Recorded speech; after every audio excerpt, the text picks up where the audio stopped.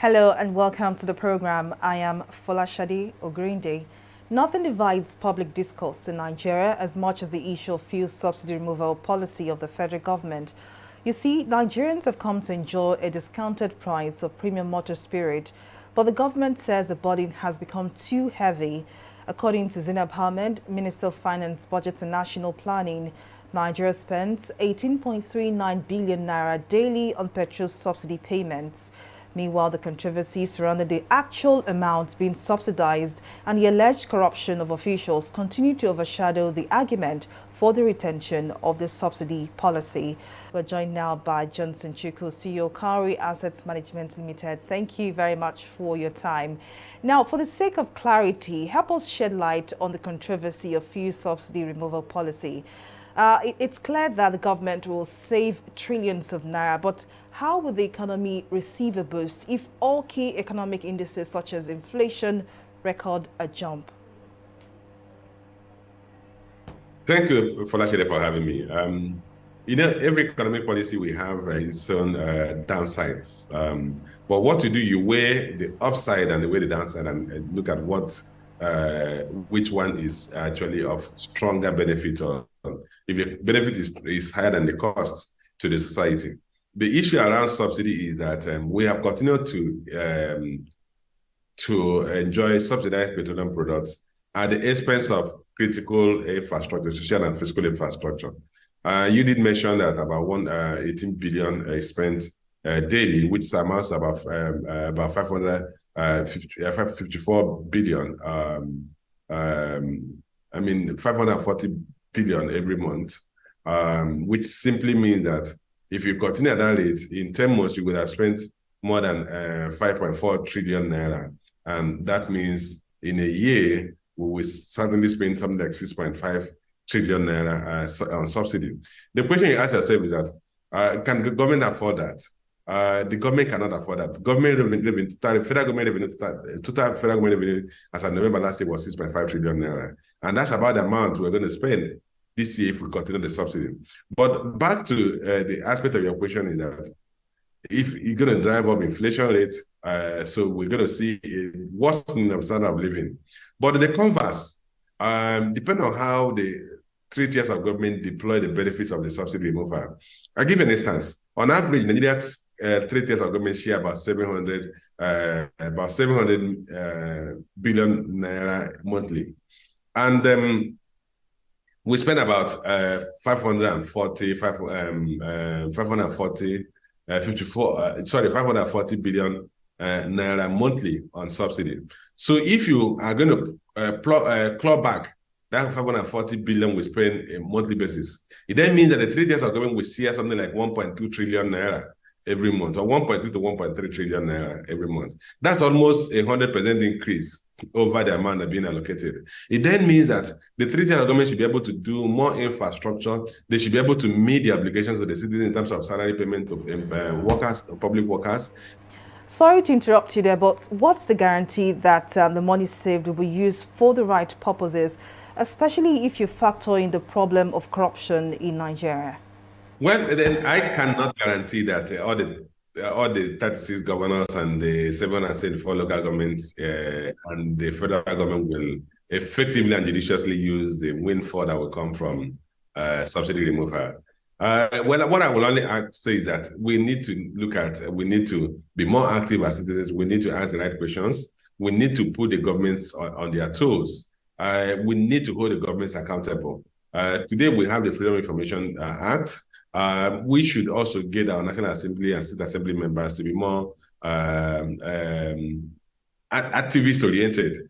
In the first place, what I would expect the Federal Minister of Finance going forward from tomorrow, when I say tomorrow, I mean from the next FAC allocation, they should publish it that was the case between Dr. Ngozo Kojiwara said as the Minister of Finance. We need to have a publication of what each local government gets, what each state government gets, so that citizens can hold the governors and the local government chairman and the federal government accountable for the amount they're getting, because that's a certain point. We need that level of transparency.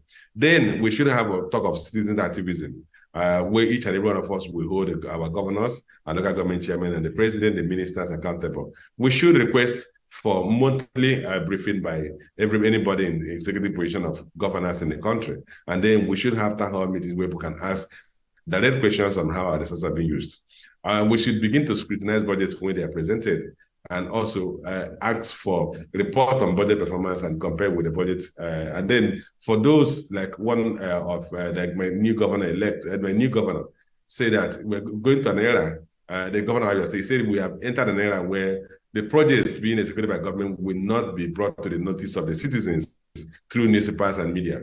They will see the projects and they will recognize the projects have been executed. And not that you go and read papers and then you see projects being executed in your village and you can't see the project in your village. So we need high level of citizen activism to hold the government accountable. Nobody can guarantee that we have to push for it. And then the other aspect is that whilst many of us we are agitating for that we must have free and fair election, is that when you have free and fair election, the governors or the people in government are accountable because they know you have the power to take them out. But if elections are rigged and people who did not win the election are getting the power, then they feel it's their power, that their strength or their use of force or that brought them into it, and they're now accountable to the citizens. These are the things that we need to do. But the fact that we are not sure that this resources will be fully and effectively deployed is not an excuse where we continue to eat our future without anything to show for it.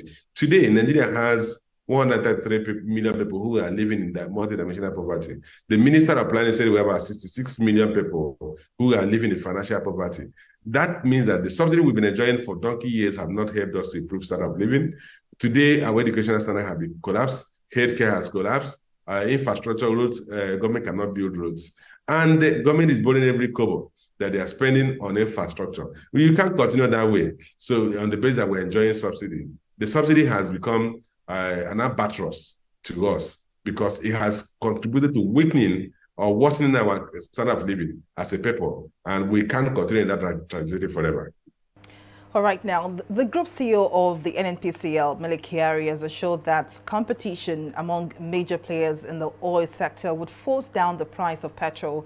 Now, do you agree with this position, especially if you consider the fact that despite the deregulation of the diesel and kerosene, the prices of these products have not dropped?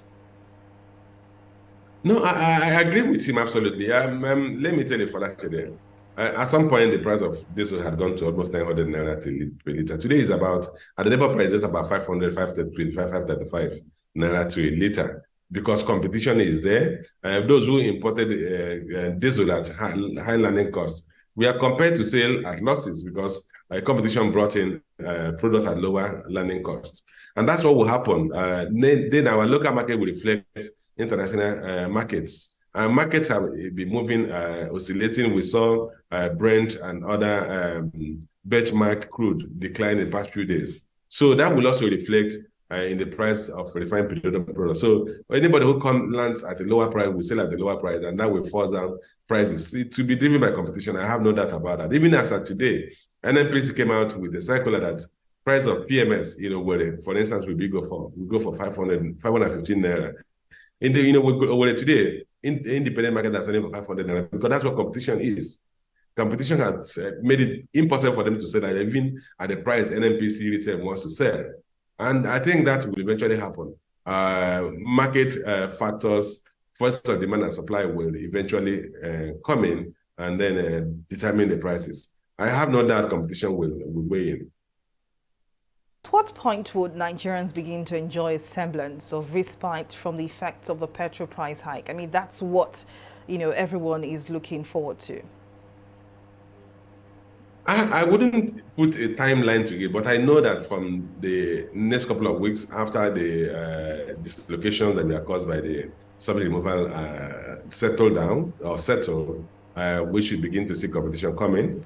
Importers will bring in products once it is defined how they can assess effects. I think the price that the NNPC used to arrive at the retail price is based on the parallel market rate. So if that be the case, so it means that if we have enough liquidity in the FS market, importers will bring in products. People who have existing relation with the exporters, petroleum refineries globally will enjoy some credit accommodation, and then will bring in products. So we're going to see in the next few weeks, we're going to see competition begin to drive down prices. But ultimately, the benefit you are referring to will be when refineries come up. Because when refineries come up, we're going to eliminate some of the current costs that we have to incur to bring in products from refined products from outside the country. Costs like shipping charges will be eliminated. Logistics charges like what we pay for JT fees will be eliminated. Some of the other costs like the master charges, MPA charges, because you don't need to go through the seaport to load product from a local refinery. So those ones will be eliminated. And then we end up getting to a point where price of refined petroleum products locally will be cheaper than what's obtained elsewhere because we are refining the products.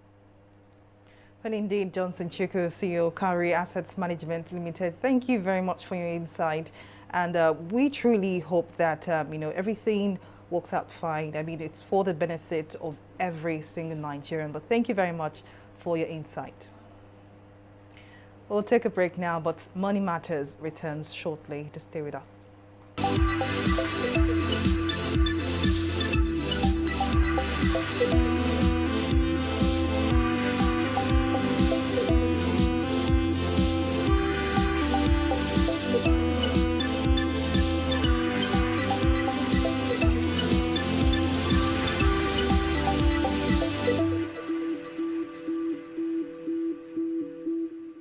Welcome back to the program. Domestic airlines under the aegis of the Air Operators of Nigeria have berated the Minister of Aviation, Hadi Sirika, for allegedly putting pressure on the Nigerian Civil Aviation Authority to issue an air operator certificate to Nigeria Air without following due process. The carriers also accused the former minister of plotting to establish Nigeria Air without involving the panel meant to work on the project. Well, to unpack this further, aviation analyst Olumide Onwayo, Assistant Secretary General, Aviation Roundtable, joins me now. Thank you very much for joining us. Now, help us unpack some of the issues with the takeoff of the proposed national carrier, Nigeria Air. Well, Nigerian Air has not launched because Nigerian Air does not even have the air operating certificate that would make it launch. It does not. When you have an AOC, that's the air operating certificate, you cannot launch. And for you to launch, you need to have passed the 5 stages of processing that and clearing yourself to get that AOC.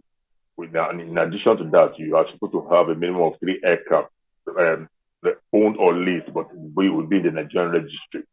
All that was not met by that airline. The airline was only at the second stage and is not fit to launch. What we saw on Friday 26th, as we can see in Nigeria and world over, was a display of an aircraft, a Nigerian aircraft by the minister, and that was what happened. There was a static display. Don't be deceived by the water can salute that was given to that aircraft. That was not right. You only give a water can salute to an airline that is operating the first flight to your airport, and that's a kind of welcome the airline to your airport. That's when you give that water salute. What was done to give that aircraft a water salute was wrong. Because that aircraft only came to display, and the next day the aircraft departed to Ethiopia, Addis Ababa, to be precise, who are the owners of the aircraft. So why is Aviation Operators of Nigeria against the idea of a national carrier, in this case, Nigeria Air? Well, there's a need to clarify. There's a need to clarify here that it's not only the airline operators against the Nigerian Air. The stakeholders are against the Nigerian Air itself, and the aviation roundtable where I belong, and Secretary General also we against the launch of the Nigerian Air because the airline was not ready. The conception and the models as being presented by the minister was not adhered to, and it was not clear enough for the stakeholders and members of the industry to support the launch of that airline. Giving the airline 15-year tax moratorium for an airline that intends to compete with other Nigerian investors who have invested in the country, who have invested in the resources in the airlines, and have continued to ensure that Nigerians move from one city to the other.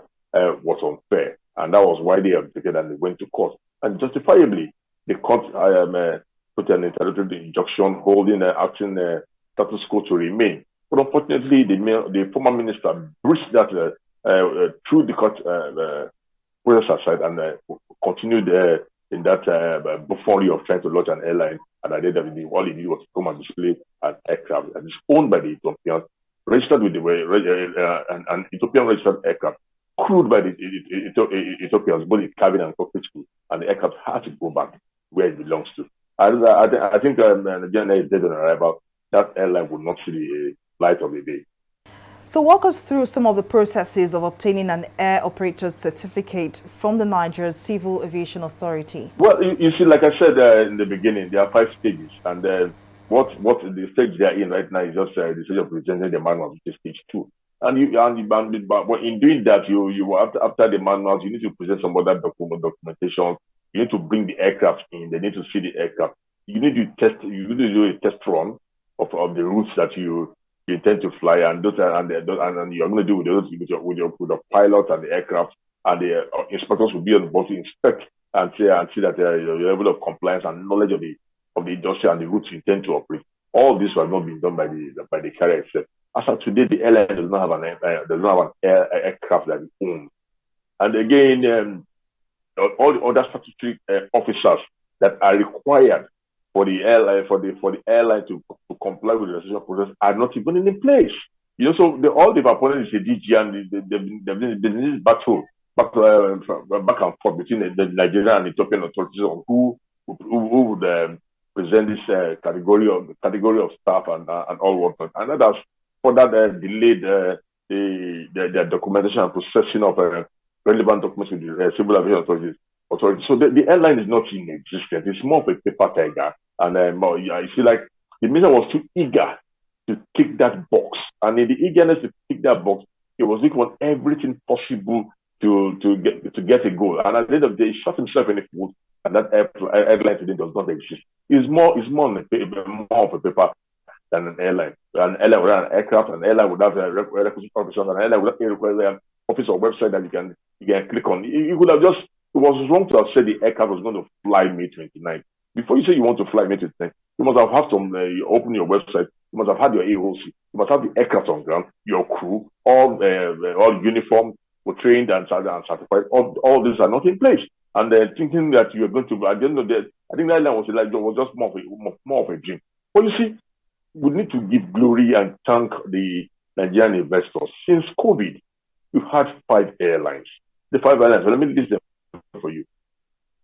We have Green Africa, we have Value Jet, Rano Air has just joined, you have United African Airlines. All these airlines joined the industry, and they are all owned by Nigerians, and they met the qualification. Even Nigerian Eagle was about to get his AOC when the minister used some people to stop that airline, thinking the airline was going to take the glory of his national career. Today, that airline has gone back to Comatose and just removed an aircraft returned to owners. And today, the airline is not flying, and the Nigerian air is not flying. But happily, the minister has gone. He has gone with the regime. A new government has come in now, and I think the new government need to look at some of the last minister appointments and decisions taken by the minister in the last 2 weeks.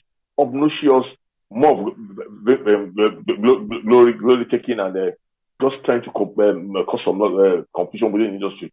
If you look at some of the appointments and the establishment of different directorates in the agencies, just to cause confusion for the incoming government. He did not allow that to happen when he was a minister.